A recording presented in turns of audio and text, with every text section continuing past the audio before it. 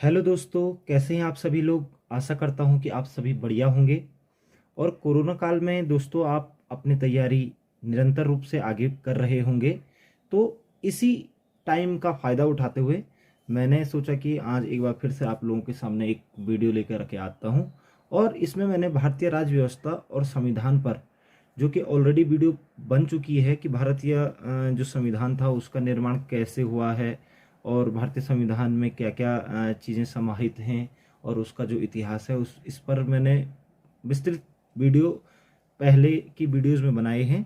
और आज मैं परीक्षा की दृष्टिगत जो जो प्रश्न परीक्षाओं में पूछे जाते हैं इस चैप्टर से कि भारतीय राज्य व्यवस्था और संविधान से, उनके मुख्य 30 क्वेश्चन लेकर के मैं आप लोगों के सामने आया हूं।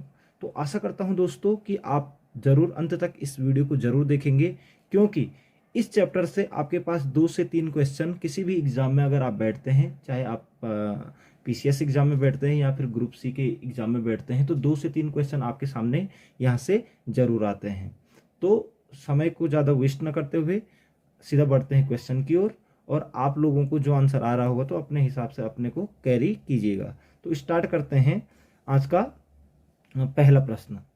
तो स्टूडेंट, जैसा कि क्वेश्चन नंबर 1 आप देख पा रहे हैं स्क्रीन में, यहाँ पर लिखा है कि भारतीय संविधान की रचना में निम्नोक्त में से किसने सर्वाधिक गंभीर प्रभाव छोड़ा।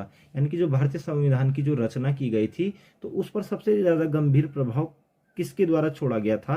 तो ऑप्शन ए आ रहा है ब्रिटिश संविधान, दूसरा है संयुक्त राज्य अमेरिका का संविधान, तीसरा आयरलैंड का संविधान और चौथा है भारत सरकार अधिनियम 1935।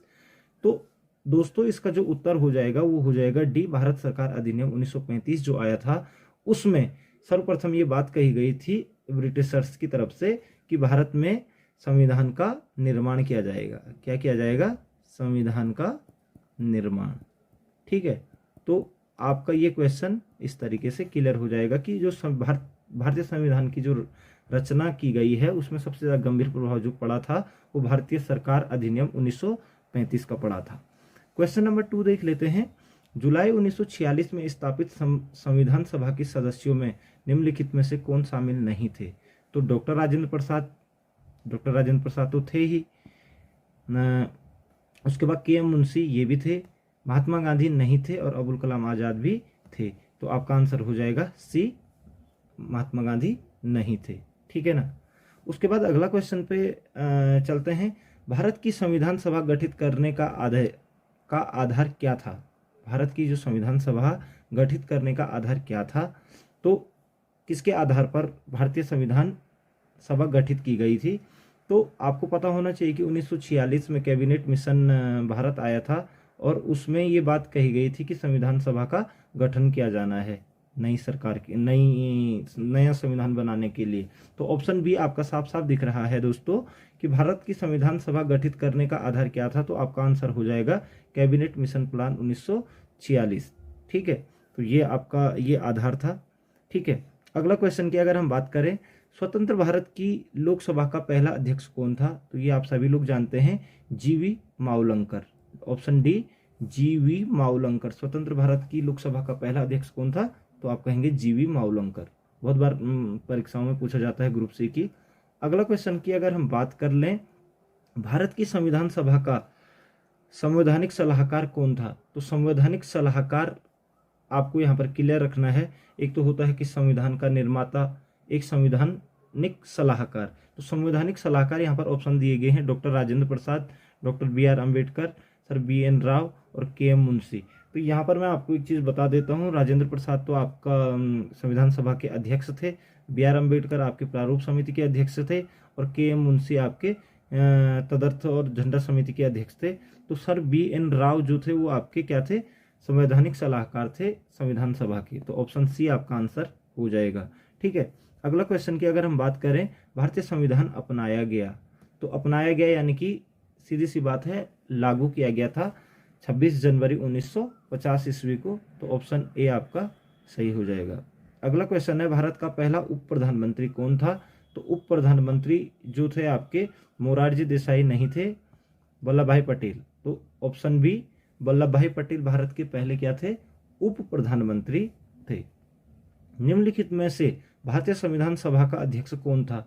तो संविधान सभा का अध्यक्ष आपको पता है कि 9 दिसंबर 1946 को जब पहली बैठक हुई थी तो उस समय सच्चिदानंद सिन्हा को अस्थायी रूप से बनाया गया था अध्यक्ष, और उसके बाद जो 11 दिसंबर की जो बैठक हुई थी उसमें स्थायी रूप से किसको बना दिया गया था? राजेंद्र प्रसाद को अध्यक्ष बना दिया गया था। तो आप कहेंगे भारतीय संविधान सभा का अध्यक्ष कौन था? तो डॉक्टर राजेंद्र प्रसाद आपका आंसर हो जाएगा दोस्तों। ठीक है, पुराने वीडियोस में भी इनके बारे में संपूर्ण चर्चा की गई है, तो आज हम वस्तुनिष्ठ क्वेश्चनों के ऊपर इनको देख पा रहे हैं। भारत के पहले राष्ट्रपति के रूप में डॉक्टर राजेंद्र प्रसाद का चुनाव किया गया था। डॉक्टर राजेंद्र प्रसाद का चुनाव, जैसे कि हम पिछली वीडियो में भी देख चुके हैं, कि 24 जनवरी 1950 को 24 जनवरी 1950 को संविधान सभा ने सर्वसम्मति के साथ राजेंद्र प्रसाद को क्या चुन लिया था? देश का प्रथम राष्ट्रपति चुन लिया था। तो इसका आंसर हो जाएगा कि भारत के पहले राष्ट्रपति के रूप में डॉक्टर राजेंद्र प्रसाद का चुनाव किया गया था। आप कहेंगे ऑप्शन सी, संविधान सभा द्वारा। ठीक है, कोई निर्वाचन मंडल नहीं था, भारत की जनता द्वारा भी नहीं किया गया और संसद द्वारा भी नहीं किया, बल्कि संविधान सभा द्वारा किया गया था। ठीक है, अगले क्वेश्चन की अगर हम बात करें, क्वेश्चन नंबर 10 की, हमारा राष्ट्रगान पहली बार कब और कहाँ गाया गया था? तो यहाँ पर काफी सारे ऑप्शन हैं। 24 जनवरी 1950 को इलाहाबाद में नहीं, 24 जनवरी 1950 को दिल्ली में नहीं, 26 दिसंबर 1942 को कलकत्ता में नहीं, 27 दिसंबर 1911 को, तो ये आपने आंसर याद रखना है दोस्तों, 27 दिसंबर 1911 को कलकत्ता में गाया गया था हमारा राष्ट्रगान पहली बार।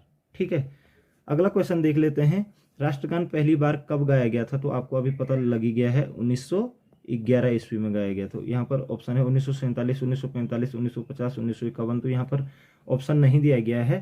तो ठीक है, तो इसका आंसर क्या हो जाएगा? 1911, जैसा कि हम इससे पूर्व के क्वेश्चन में भी डिस्कस कर चुके हैं कि 27 दिसंबर 1911 को 27 दिसंबर 1911 को कलकत्ता में पहली बार राष्ट्रगान गाया गया था। ठीक है, अगला क्वेश्चन की बात कर लेते हैं, स्वतंत्र भारत में निम्नलिखित में से कौन सी महिला किसी राज्य की पहली राज्यपाल थी? तो राज्यपाल की बात की गई है यहाँ पर, तो आपको पता होना चाहिए सरोजिनी नायडू पहली राज्यपाल थी, राज्यपाल। ठीक है, सुचिता कृपलानी पहली मुख्यमंत्री थी, महिला में मुख्यमंत्री। इंदिरा गांधी की अगर हम बात कर लें तो ये प्रधानमंत्री थी पहली देश की, ठीक है, महिला में। और विजय लक्ष्मी पंडित संयुक्त राष्ट्र संघ में महासचिव रही है, महिला भारत की तरफ से, ठीक है ना, सदस्य रही भारत की तरफ से। तो अगर आपसे पर यहाँ पर प्रश्न की बात कर लेते हैं कि स्वतंत्र भारत में निम्नलिखित में से कौन सी महिला किसी राज्य की पहली राज्यपाल थी? तो प्रथम महिला राज्यपाल थी श्रीमती सरोजिनी नायडू, आपकी ये बनी राज्यपाल उत्तर प्रदेश की। और सुचिता कृपलानी भी उत्तर प्रदेश की प्रथम महिला मुख्यमंत्री बनी थी। अब अगले क्वेश्चन की बात करें, क्वेश्चन नंबर 13 जो आपकी स्क्रीन पर है, भारतीय संविधान लागू किया गया था? तो ये प्रश्न पढ़ने की जरूरत नहीं है, लागू आपका 26 जनवरी 1950 को किया गया था दोस्तों। अगला क्वेश्चन की अगर हम बात कर लें, भारत में दल रहित लोकतंत्र का प्रस्ताव किसने रखा था? तो दल रहित लोकतंत्र की अगर हम बात करें तो दोस्तों ये जो प्रस्ताव और इस पर कार्रवाई जो की गई थी बिहार में की गई थी, वो की गई थी जयप्रकाश नारायण के द्वारा। ठीक है, उसके बाद अगर अगला क्वेश्चन की बात करें, डॉक्टर बी आर अम्बेडकर ने संविधान का हृदय और आत्मा किसे कहा था? तो जो हमारे मौलिक कर्तव्य हैं अनुच्छेद 32 में संवैधानिक उपचारों का अधिकार है, तो उसे ही बी आर अम्बेडकर ने क्या कहा था? संवैधानिक उपचारों का अधिकार को ही क्या कहा था? संविधान की हृदय और आत्मा कहा गया था। जबकि आपको एक बात यहाँ पर कह देना चाहूँगा, जवाहरलाल नेहरू ने प्रस्तावना को संविधान की आत्मा कहा था। ठीक है, तो अगला क्वेश्चन देख लेते हैं, क्वेश्चन नंबर 16, भारत की संविधान सभा ने किस वर्ष कामकाज प्रारंभ किया? जैसे कि अभी हम इससे पूर्व के क्वेश्चनों में हम डिस्कस कर चुके हैं कि संविधान सभा की जो पहली बैठक हुई थी वो 9 दिसंबर 1946 को शुरू हुई थी। तो आपका आंसर क्या हो जाएगा कि कामकाज करना कब शुरू किया था? 1946, यानी कि बी ऑप्शन। ठीक है, कि भारत की संविधान सभा ने किस वर्ष कामकाज प्रारंभ किया था? तो 1946 में किया था। ठीक है, उसके बाद क्वेश्चन नंबर 17, संसद के केंद्रीय कक्ष में संविधान सभा की पहली बैठक कब हुई थी? तो जो जैसा कि मैं इस यहाँ पर भी बता चुका हूँ कि संसद के केंद्रीय कक्ष में पहली जो बैठक हुई थी वो 9 दिसंबर 1946 को हुई थी। तो यहाँ पर ऑप्शन डी है आपका, 9 दिसंबर 1946। और सच्चिदानंद सिन्हा को पहला अस्थायी रूप से संविधान सभा का अध्यक्ष भी बनाया गया था। क्वेश्चन नंबर 18 पे बात कर लेते हैं स्टूडेंट। भारतीय संविधान की प्रारूपण समिति के अध्यक्ष कौन थे? तो प्रारूप समिति के जो अध्यक्ष थे वो आप सभी लोगों को पता है, डॉक्टर BR अम्बेडकर थे। ठीक है स्टूडेंट, अगले प्रश्न की बात कर लें, क्वेश्चन नंबर 19 की। तो यहाँ पर क्वेश्चन आ रखा है एकात्मक सरकार। एकात्मक का मतलब ही क्या होता है कि जो सभी शक्तियां जो होंगी वो केंद्र के पास होंगी। ठीक है, तो एकात्मक सरकार में समस्त ताकत किसके हाथ में होती है? तो आपका आंसर सीधा हो जाएगा, एकात्मक सरकार में समस्त ताकतें केंद्रीय सरकार के हाथ में होंगी। इसी प्रकार से अगला क्वेश्चन देख लेते हैं, क्वेश्चन नंबर 20। संविधान सभा की प्रारूप समिति के अध्यक्ष कौन थे? तो बार बार आ रहा है ये, डॉक्टर BR अम्बेडकर। इसको बार बार डिस्कस नहीं करेंगे। और ये कह सकता हूँ कि जो प्रारूप समिति थी उसमें टोटल 7 सदस्य थे। ये क्वेश्चन पूछ लिया जाता है कि प्रारूप समिति में कितने सदस्य थे, तो आपका आंसर होगा 7 सदस्य थे। ठीक है, अगला क्वेश्चन है भारत में किस प्रकार का लोकतंत्र है? तो लोकतंत्र जो भारत में है, अब यहाँ पर ऑप्शन आ रहा है प्रत्यक्ष लोकतंत्र, B राष्ट्रपति लोकतंत्र, C प्रतिनिधियों का लोकतंत्र और D तानाशाही। तो आपने देखा होगा कि हम अपने प्रतिनिधियों को भेजते हैं संसद में, ठीक है ना, या फिर विधानसभाओं में। तो जो लोकतंत्र कहलाएगा भारत का वो कहलाएगा प्रतिनिधियों का लोकतंत्र। ऑप्शन C आपका आंसर हो जाएगा। क्वेश्चन नंबर 22 की अगर हम बात कर लें स्टूडेंट, तो यहाँ पर आ रहा है निम्नलिखित में से कौन सा देश आधुनिक लोकतंत्र की स्थापना करने वाला पहला देश था? तो ये आप सभी लोगों को पता है कि अमेरिका पहला देश था जिसने लोकतंत्र की स्थापना करी। और जॉर्ज वॉशिंगटन का नाम, अब्राहम लिंकन का नाम आपने सुना होगा, जिन्होंने कहा था कि जनता का जनता के लिए शासन। और ये 1789 में अमेरिका में लोकतंत्र बहाली हो गई थी। तो आपका आंसर हो जाएगा अमेरिका। ठीक है स्टूडेंट, तो इसी प्रकार से अगर अगले क्वेश्चन की अगर हम बात कर लेते हैं, क्वेश्चन नंबर 23। संविधान के उद्घाटन के लिए 26 जनवरी को क्यों चुना गया था? क्योंकि आपको पता होना चाहिए 26 जनवरी 1930 को दोस्तों क्या हुआ था, कांग्रेस के अधिवेशन में, जो कि लाहौर में हुआ था, रावी नदी के तट पर लाहौर अधिवेशन। ठीक है, उस दिन पूर्ण स्वराज की मांग की थी पंडित जवाहरलाल नेहरू ने। तो इसीलिए उस दिन से हम स्वाधीनता दिवस के रूप में मनाते चले आ रहे थे। तो इसका आंसर हो जाएगा कि संविधान के उद्घाटन के लिए 26 जनवरी का दिन क्यों चुना? तो आपका आंसर हो जाएगा C कि कांग्रेस ने इसे 1930 में स्वाधीनता दिवस के रूप में मनाया था, इसीलिए हमने 26 जनवरी का दिन चुना था। ठीक है, अगले क्वेश्चन की अगर हम बात कर लें, क्वेश्चन नंबर 24। भारत के संविधान का निर्माता किसे माना जाता है? तो भारत के संविधान का निर्माता आपका ये बार बार पूछा जा रहा है, डॉक्टर BR अम्बेडकर को माना जाता है भारत के संविधान का निर्माता। ठीक है, उसके बाद अगर अगला क्वेश्चन की बात करें कि भारतीय संविधान डैश को अस्तित्व में आया, तो अस्तित्व में वही वाली बात है कि लागू कब किया गया था? तो आपका आंसर हो जाएगा 26 जनवरी 1950 को। ठीक है, उसके बाद क्वेश्चन नंबर 26। भारत के गणतंत्रीय दल की स्थापना किसने की थी? तो गणतंत्रीय दल की जो स्थापना की थी वो आपका BR अम्बेडकर ने की थी और 1957 में की थी। आप लोगों को ये अब याद रहेगा। ठीक है ना, गणतंत्रीय दल की स्थापना किसने की थी?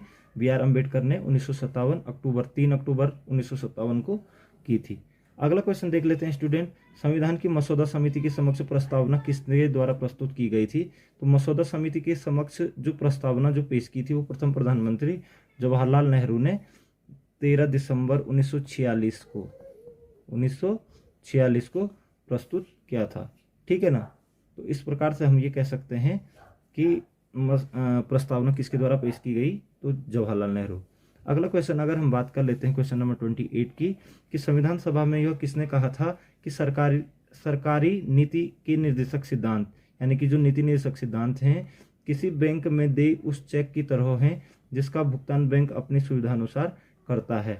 तो ये जो कथन था नीति निर्देशक तत्वों के ऊपर कि किसी बैंक में दे उस चेक की तरह है जिसके भुगतान बैंक अपनी सुविधानुसार करता है, तो ये आंसर था KT शाह ने ये कहा था। ठीक है स्टूडेंट, उसके बाद क्वेश्चन नंबर 29 की अगर हम बात कर लें कि भारत में कैबिनेट मिशन किस लिए भेजा गया था, तो आपको बता देना चाहूँगा कि एक संवैधानिक व्यवस्था निश्चित करने के लिए कि ताकि किस तरीके से अगर देश अलग से बनेगा तो उस समय हम किस तरीके से यहाँ का एक जो संविधान होगा, तो ऑप्शन बी में साफ साफ लिखा है कि शक्ति के अंतरण के लिए एक संवैधानिक व्यवस्था निश्चित करने के लिए। ठीक है स्टूडेंट, तो कैबिनेट मिशन जो आया था भारत में, उस शक्ति के अंतरण के लिए एक संवैधानिक व्यवस्था निश्चित करने के लिए भेजा गया था मुख्य रूप से, अगर बात करें। ठीक है ना।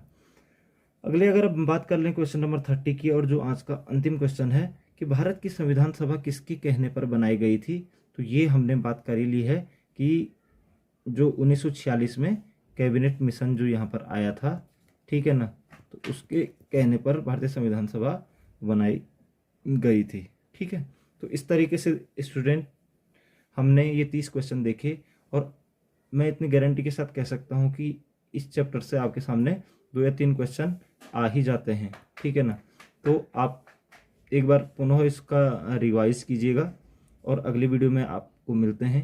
आपका समय शुभ हो, आपके उज्जवल भविष्य की कामना करता हूँ। धन्यवाद।